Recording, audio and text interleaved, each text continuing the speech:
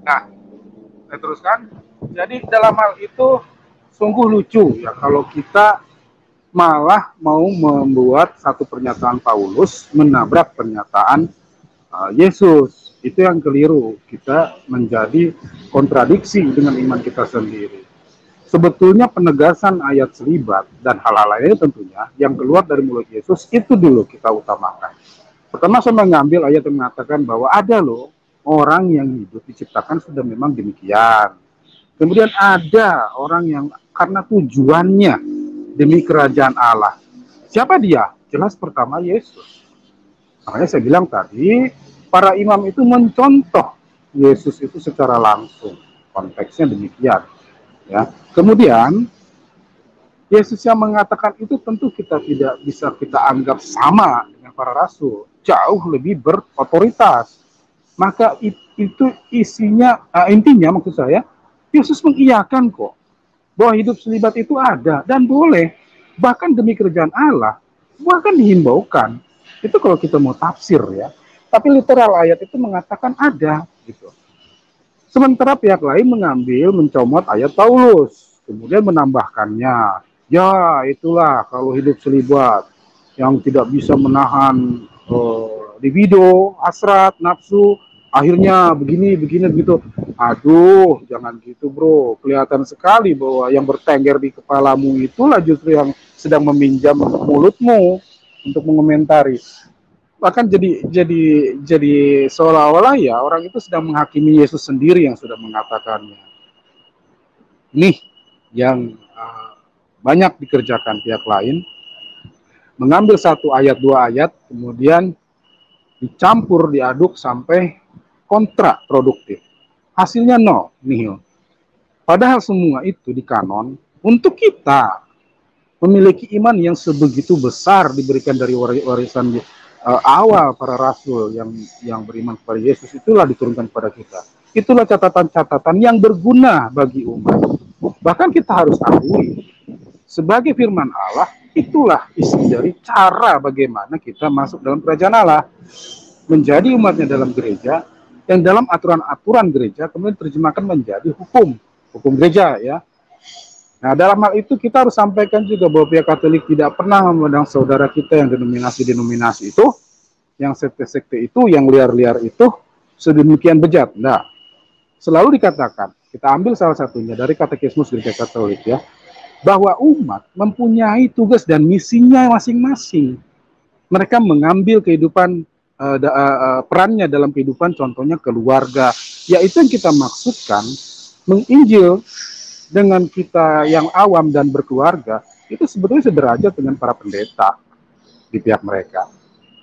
Sedangkan di pihak imam, mereka mengkhususkan jauh lebih mulia dari kita, mengambil peran sebagai gembala langsung, yaitu Kristus itu sendiri, pemimpin kita umat awam di gereja. Nah, dari konteks tadi jelas ya, perbedaan-perbedaannya sangat mencolok. Nah, himbauan juga kembali lagi himbauan dan himbauan dan himbauan. Mereka yang memang tidak tertahbis ya, mereka yang tidak mumpuni dalam hal ilmu, apalagi berapologetik terhadap saudara kita yang berbeda iman, jangan menabrak-nabrakan kepada iman sesama, apalagi seolah merasa bahwa ajarannya itu yang paling tua dan paling benar seumur dunia ini. Keliru bro. Itu tidak pernah ada dalam konteks kami yang mempunyai iman 2000 tahun yang lalu. Dari fakta sejarah, ya tadi Bang Gian mengatakan sejarah bapak-bapak gereja, semua tercetus kok. Dan itu semua dalam perpustakaan memori kita sebagai umat Katolik. Itu tersampaikan dalam berbagai macam hal. Dari mulai khotbah, pendalaman kisah suci, kumpul-kumpul, kring itu apa ya, Bang? Wilayah kita begitu ya. Kemudian sharing sesama kita, pengajaran-pengajaran melalui internet, sekolah, seminar dan sebagainya. Itu semua kehidupan harian kita, bro. Jadi cepat sekali kita langsung menemukan titik di mana mereka keliru.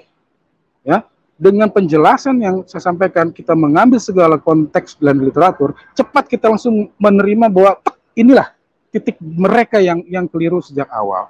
Ya kita ambil tadi contoh Edis TV ketika dia yang tidak memahami ini itu bahkan fakta-fakta sejarah ya, Dan apa yang dinyatakan oleh pihak lain, gereja lain, itu dia tafsir lagi, dia cetuskan lagi sebagai satu tanggapan pribadi, seolah-olah itu komitmen dirinya, gerejanya, imannya, dinomnya.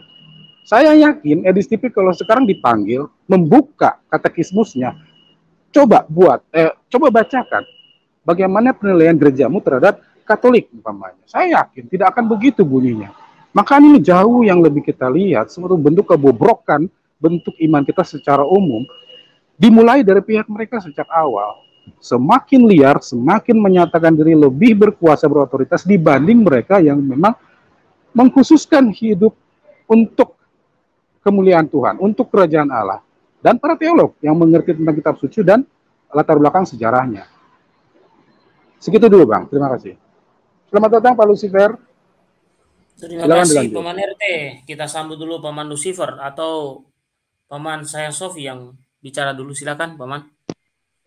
Pendatang baru aja dulu. Pendatang baru. Wah ini dari Terbit Terang. Silakan Paman Lucifer. Aduh. Ya, memang sih. Selamat siang rekan-rekan, Bang Gea, Pak RT, long time no see, Pak Sayang Sofi, Salve berkenalan. Selamat siang, kayak aja. Ya. Selamat siang, Paman. Lanjut. Kayaknya kita tidak pernah putus-putus atau tidak pernah bosan. Atau mungkin kita akan terus korek kuping orang-orang yang memang selalu memberikan sebuah pandangan yang straw man ya. Saya lebih melihat begini, apa yang dilakukan oleh sebagian kalangan itu sebetulnya mereka sedang memasukkan pikirannya ke dalam Alkitab. Padahal kalau kita melihat bahwa Alkitab atau fakta-fakta itu sudah ada sejak gereja, sejak awal, sejak para rasul ya. Kita melihat bagaimana Rasul Yohanes, kemudian Rasul Paulus bahkan dia menganjurkan orang menikah, dirinya sendiri juga tidak menikah, ya kan? Dan kalau kita baca dalam konteks sejarah gereja, memang perintah selibat itu kan akhirnya baru dilakukan kemudian, tetapi bukan berarti itu adalah penemuan dari atau katakanlah perintah yang mengada-ada. Itu ada landasan biblisnya dan juga ada dasar kitab, ada juga dasar yang diajarkan oleh para rasul. Bahkan kalau kita melihat, kalau kita bilang mau mengikuti Yesus, Yesus itu sendiri juga demikian gitu. Bukan karena dia Tuhan gitu, ya kan? Bukan karena dia Tuhan sehingga dia tidak itu. Nah, kita tidak bisa mengandaikan untuk hal-hal seperti itu, tetapi inilah yang sudah disampaikan oleh sarjana gereja kita, kalau nggak salah Santo Agustinus, yang dia katakan bahwa ketika Anda menyukai, Anda percaya kepada ayat dan menyukai ayat kitab suci tersebut, tetapi tidak suka terhadap ayat yang Anda tidak suka dari kitab suci, sebetulnya Anda tidak berbicara tentang kitab suci, tetapi Anda telah berbicara mengenai diri Anda sendiri. Nah, ini yang paling banyak dipakai saat ini. Karena fakta-fakta dalam Alkitab mulai dari Perjanjian Lama, Perjanjian Baru tuh ada cara-cara itu gitu. Dan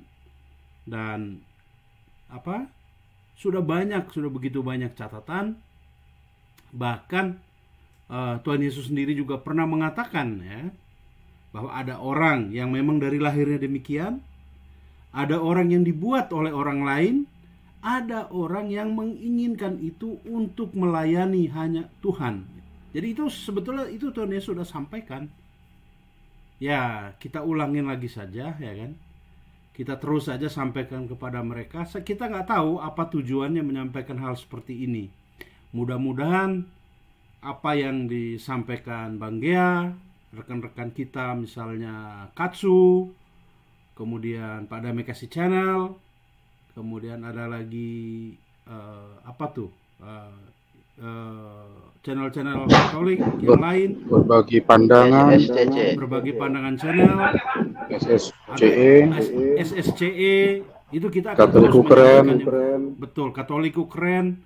Nah, itu sehingga kita akan terus menyampaikan bahwa topik yang kita bicarakan adalah hidup selibat. Itu memang ada dasar biblikalnya dan memang sudah ada itu gitu loh.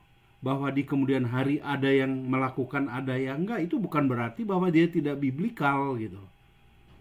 Ini yang salah gitu. Ini yang seolah-olah Katolik itu tidak biblikal gitu. Bagaimana mungkin